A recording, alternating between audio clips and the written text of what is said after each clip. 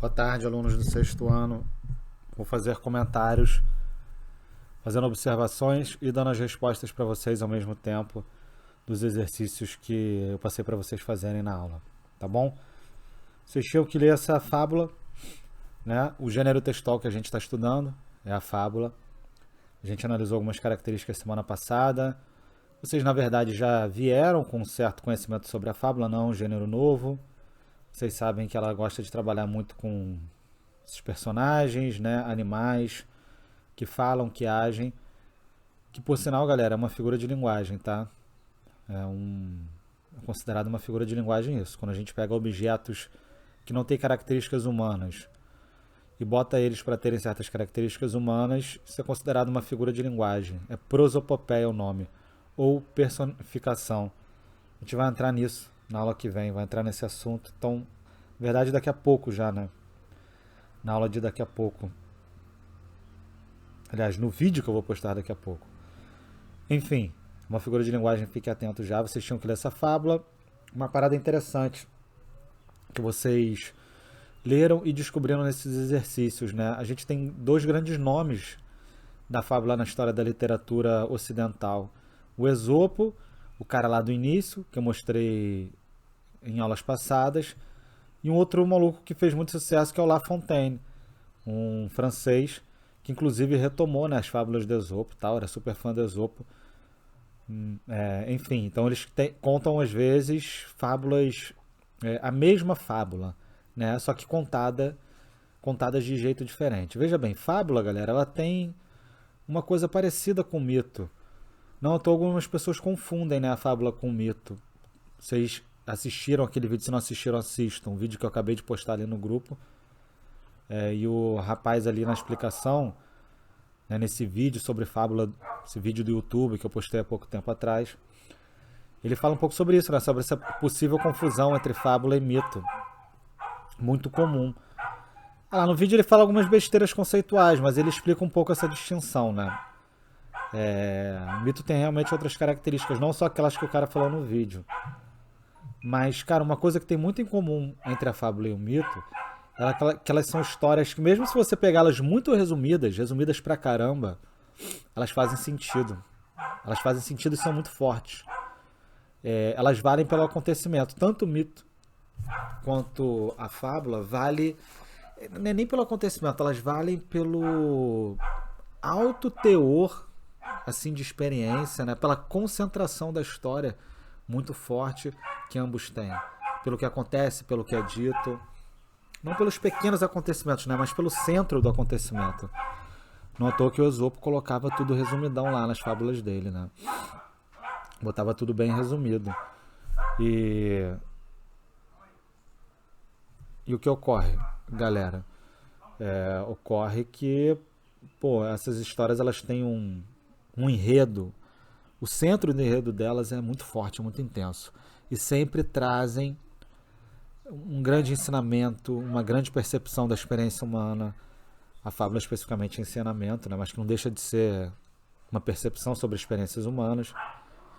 Isso é muito legal, porque ao ser assim muito concentrada, ao ter uma carga significativa muito forte, mesmo no seu resumo, ela pode ser recontada várias vezes e recontada de várias formas.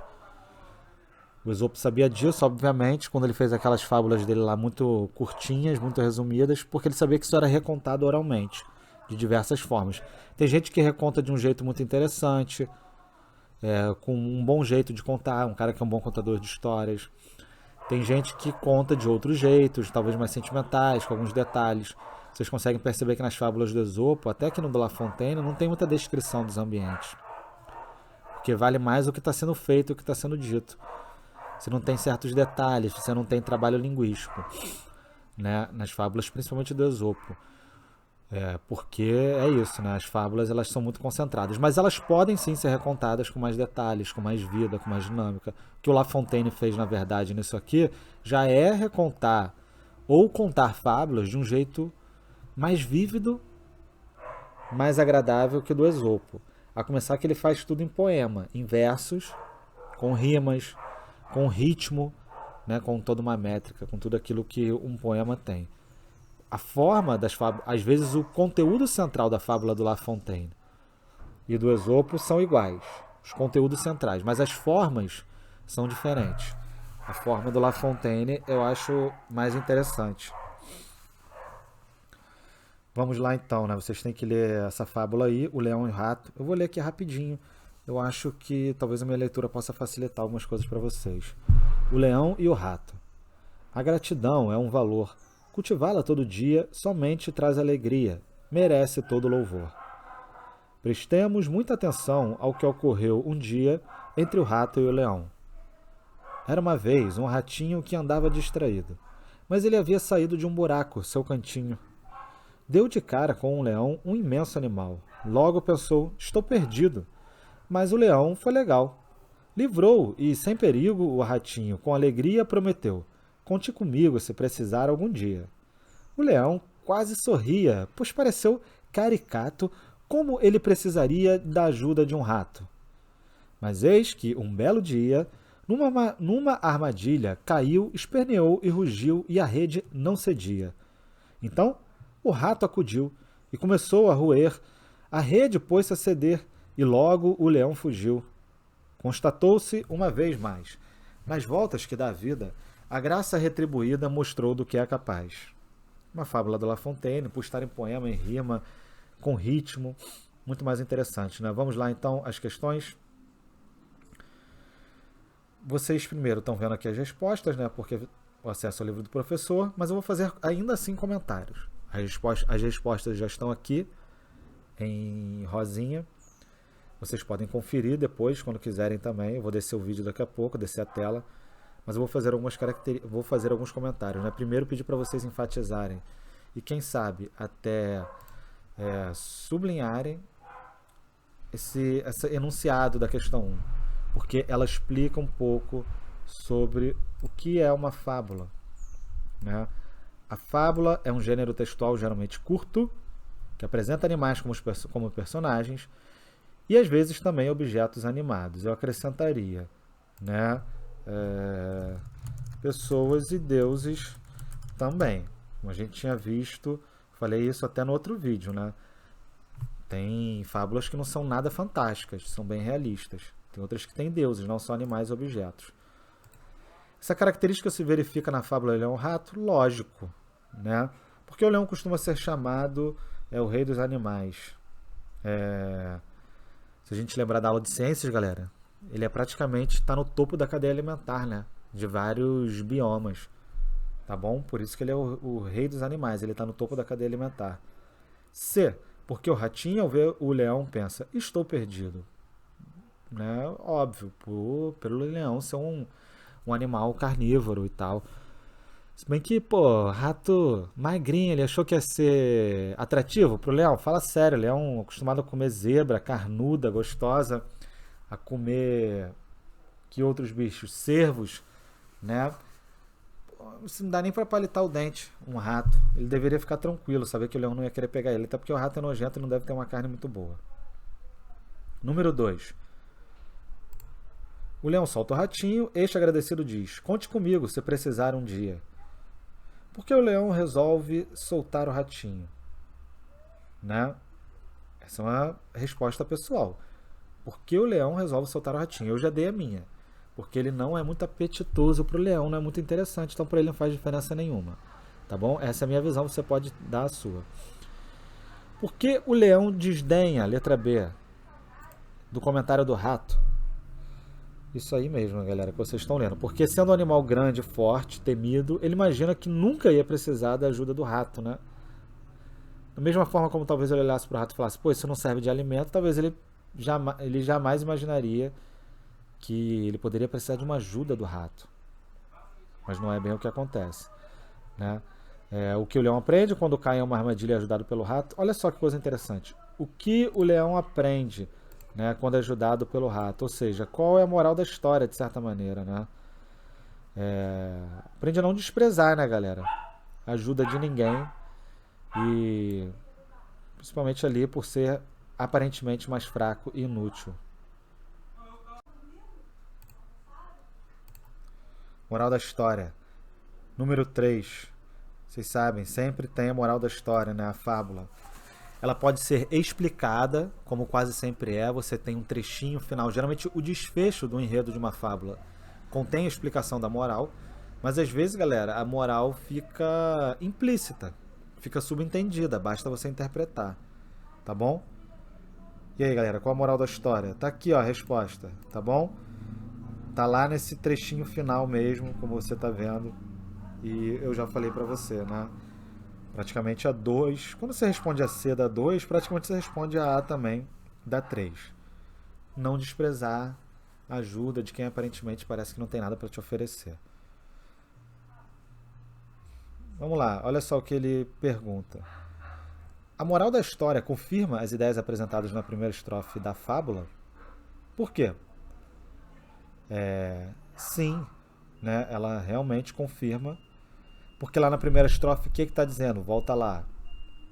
A gratidão deve ser cultivada todos os dias, porque isso traz alegria. Assim começa a fábula e a moral da história ratifica isso, confirma. Quem é La Fontaine? Dá uma lida aí depois, isso é importante para vocês. E vamos para número 4 e número 5.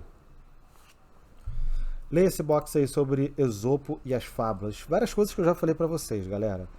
Inclusive essa diferença aqui, ó, Esopo escrevia em prosa, né? O La Fontaine depois botou em poema, em versos e por aí vai. Quantos versos tem o texto O Leão e o Rato? Quem contou 35 versos, contou certo. São as linhas, né? O equivalente às linhas do poema, galera, os versos, tá bom? Considerando que um grupo de versos nitidamente delimitados pelos vazios acima e abaixo, né, se chama estrofe, um conjunto de versos delimitados espacialmente pelo vazio acima e abaixo se chama estrofe. Quantas estrofes tem a fábula poética O Leão e o Rato? 9 estrofes. Quantos versos tem cada estrofe, galera? Aí está dizendo ali, com exceção da segunda, que tem 3, todos os outros têm 4. Isso ajuda muito a manter o ritmo. Essa escolha do número de versos, principalmente versos com o mesmo número de sílabas, ajuda muito, galera, a manter o ritmo, né? Outra coisa que ajuda a manter o ritmo é o que está aqui na letra D da número 4, que são as rimas. Dá uma cadência, uma coisa quase musical, já que a poesia tem essa ligação com a música desde sempre, e com a sonoridade das palavras, dá um aspecto quase musical, galera. A rima, e a rima contribui para o ritmo, além de outras coisas. Tá bom, gente? Vamos lá, para terminar. Número 5. É comum os poemas apresentarem, número 5, tá? Uma linguagem figurada. Preste atenção nisso, vai ser importante. É algo que a gente vai entrar, talvez ainda hoje. Rica em sentidos, a linguagem figurada, e é uma linguagem mais trabalhada do que a prosa, né? Desculpa, vou reler isso. É comum os poemas apresentarem uma linguagem figurada, né? Uma linguagem figurada, de fato, ela já é mais rica em sentido.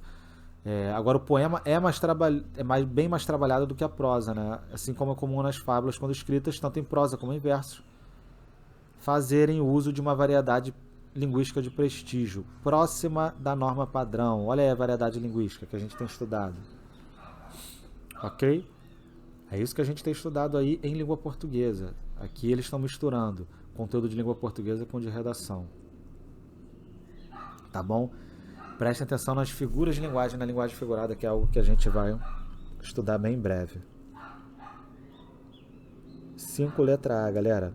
Qual é o sentido do verso nas voltas que dá a vida? Que, sim, apresenta uma linguagem figurada. Nas voltas que dá a vida. Bem, a vida não dá voltas, né, galera? Literalmente. A vida é a vida. Existe. Tá? Mas quando você diz isso, nas voltas que a vida dá, como se a vida, essa ideia, ficasse dando voltas, você está dizendo isso, ó. Nas alterações ou mudanças que a vida sofre. As voltas que a vida dá são os altos e baixos, né? Basicamente. Tá bom? São as mudanças que acontecem na vida. Letra B da número 5. Releia estes versos. Releia. O que há nesses versos? Há, conforme vimos, na verdade a gente ainda não viu, uma figura de linguagem formada pela repetição de um mesmo som consonantal. Qual o nome dessa figura de linguagem? Aliteração. Aliteração é a figura de linguagem formada pela repetição de um mesmo som de consoante para você enfatizar alguma coisa. Onde a gente tem aqui uma aliteração? Nessa insistência com o R. Né? O R de rato, de roer, de rede. Esse R de rato, roer, rede. Essa insistência nesse som consonantal do R. Desse R, né? Ra. Cria essa aliteração, tá bom? Prestem atenção nisso. Em breve, já a gente vai para essa parte das figuras de linguagem. Vocês vão entender um pouco mais disso. A linguagem está de acordo com a norma padrão, galera. Letra C. Ela é mais formal ou mais informal? Né? Acontece que, de modo geral, está em norma padrão. Ok? Sim, de modo geral. Mas a gente vê algumas expressões mais típicas da informalidade, beleza? E expressões que, enfim, são expressões populares, né? Não é uma... Não exatamente está fora da norma padrão, mas tem um viés bem informal, ok? Padrão informal. Quando você diz cantinho, deu de cara, legal, não há nenhuma desobediência à norma padrão.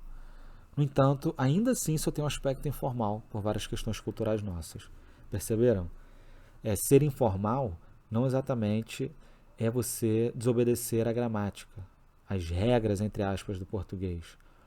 A gente está estudando isso em variação linguística, hein, galera? Formalidade e informalidade. Norma padrão é uma coisa, são as regras gramaticais. Desvios da norma padrão vão gerar, ou serão erros em alguns casos, ou serão variantes, quando for uma norma de uma determinada comunidade linguística. Mas ser informal não é exatamente um desvio da norma padrão. Muitos desvios da norma padrão vão caracterizar uma linguagem informal. Sim, isso é um fato, é verdade, tem razão quem fala isso. Muitos desvios da norma padrão quase todos, na verdade, vão caracterizar uma linguagem informal.